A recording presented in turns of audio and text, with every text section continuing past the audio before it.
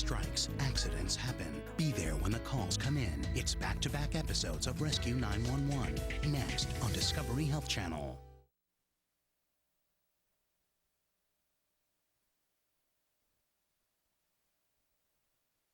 This is 911. Do you have an emergency? Today on Rescue 911.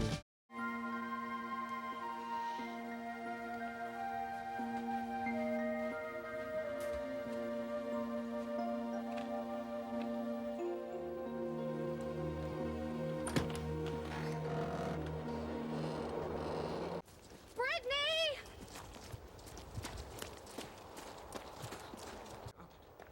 I really went blank at first. All I can remember doing is just seeing her and grabbing her. Brittany was white. Her eyes were open, like she was dead.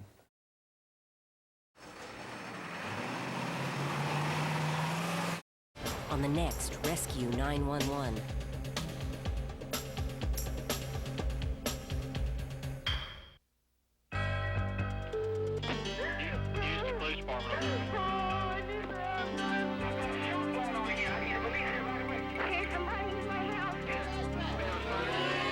This is 911. Do you have an emergency?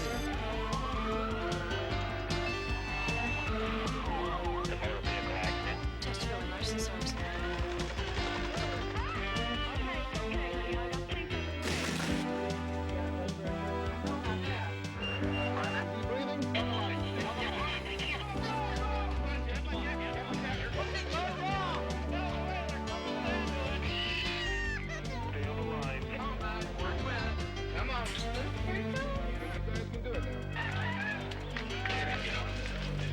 You're in good hands here.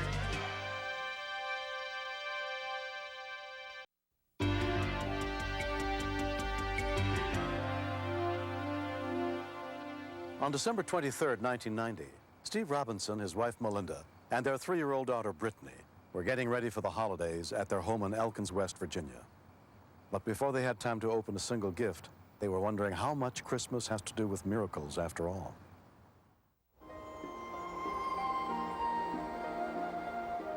It had been snowing on and off all day, and the temperature that night was expected to drop well below freezing. Brittany, she'd asked me all day long to bake her Christmas cookies. She wanted her M&M ones made first. Then we made chocolate chip. Then I tried to get her to come in and put the sprinkles on top of the cookies. Brittany kind of got tired of baking cookies. She came back to the living room and laid down on the floor, and I got her a pillow and a couple covers. She laid and watched TV and fell asleep about 10:30, 11 o'clock at night. I had fell asleep with the TV on too. Then I woke up at 3 o'clock. Brittany was sound asleep, so I just left her there with her covers and her pillows. And I went on into the bedroom and went to sleep.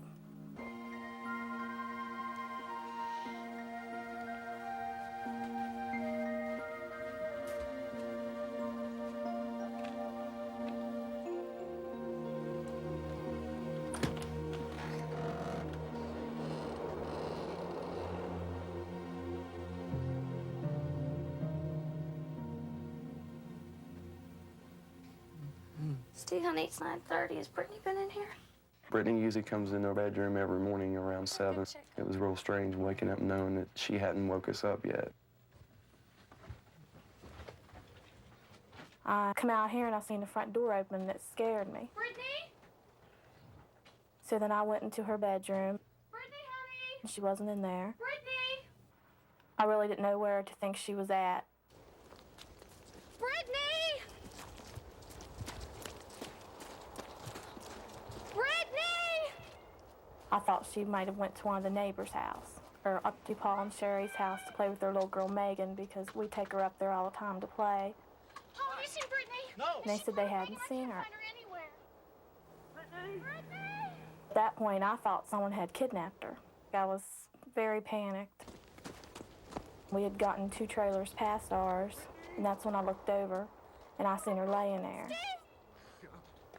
I really went blank at first. All I can remember doing is just seeing her and grabbing her.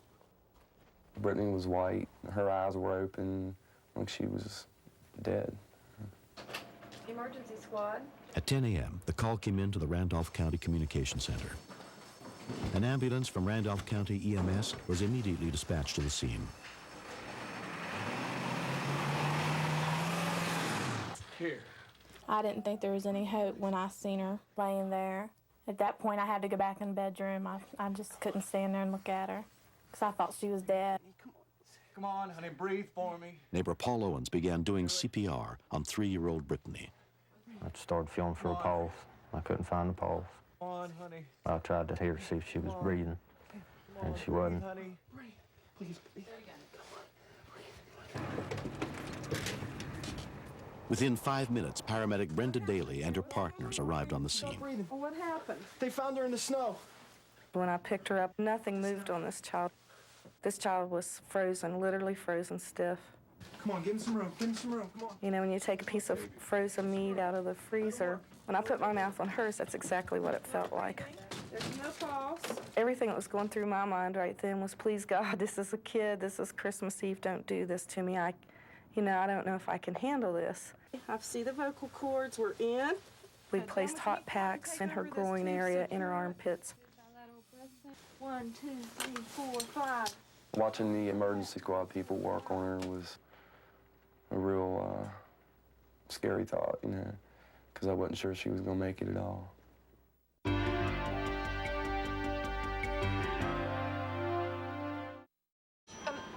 Do you have any I can't believe it's not butter?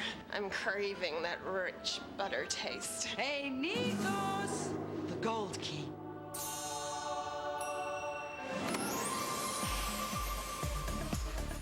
I can't believe it's not butter.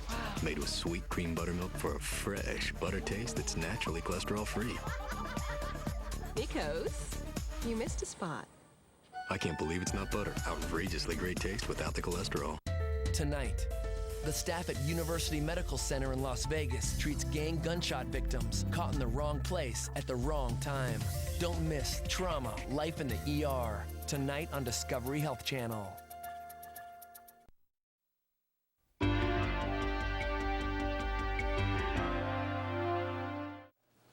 Okay, Doug, what do we got? Brenda called into the Morgantown Medical Command Center, where Dr. John Prescott was on duty. I have a 3-year-old pediatric cardiac arrest. May I speak to a physician? Paramedic Daly, Dr. Prescott, go ahead. Child was found outside by parents this morning, unknown at time out for cold exposure. This time, the child is in full cardiac arrest. There's an old adage in emergency medicine that no one is dead until they're warm and dead. If you approach the normal body temperature and their body doesn't respond, their heart doesn't respond, then it's appropriate to consider the patient dead. 1, 2, 3, 4, 5. Not knowing how cold the child was, we began with a standard advanced cardiac life support protocol and decided to give the child some medications down the endotracheal tube. Brittany was rushed to Davis Memorial Hospital, where Dr. John Veach took over her care. When Brittany came in, she was in fact clinically dead. She was pulseless and had no spontaneous respiration. We found, in fact, that she was profoundly hypothermic at 74 degrees. 1, 2, 3.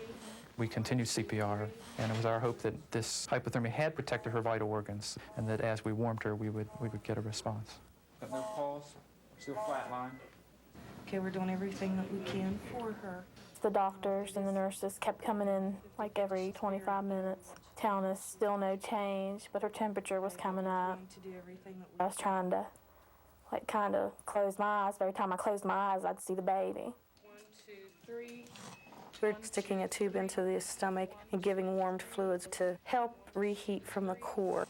1, 2, 3. 1, 2, 3. When her core body temperature had risen to 80 degrees, we saw some electrical activity on the monitor.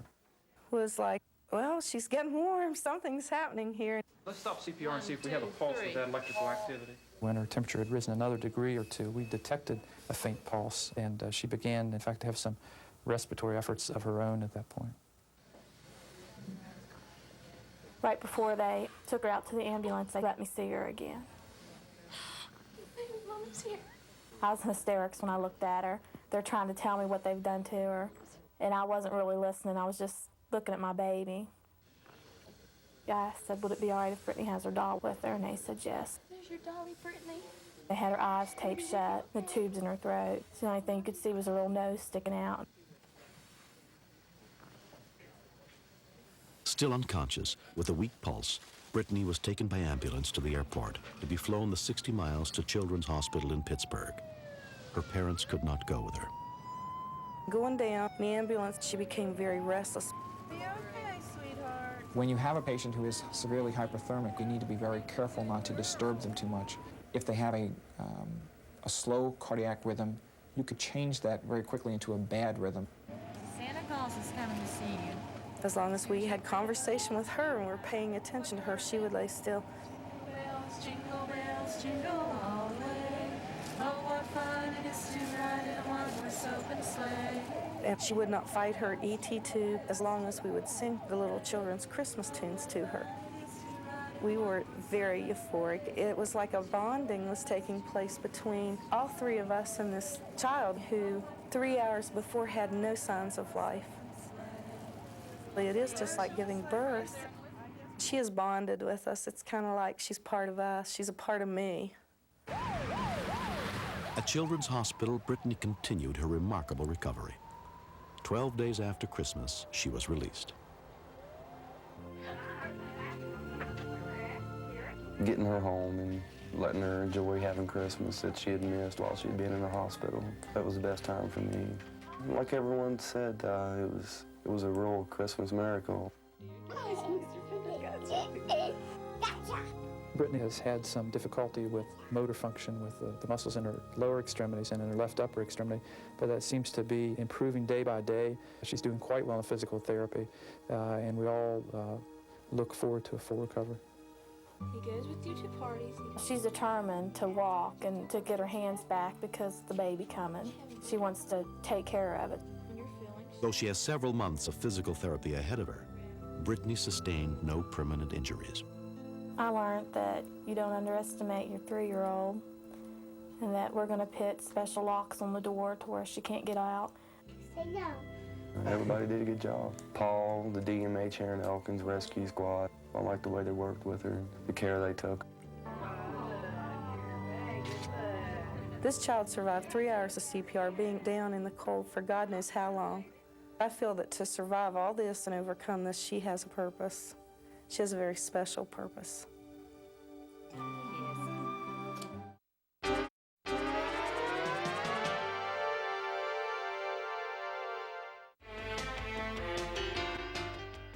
Next, step inside the command center where the calls for help are answered and meet the real-life heroes who save lives. Stay tuned for another episode of Rescue 911, next on Discovery Health Channel. Real life, medicine, miracles.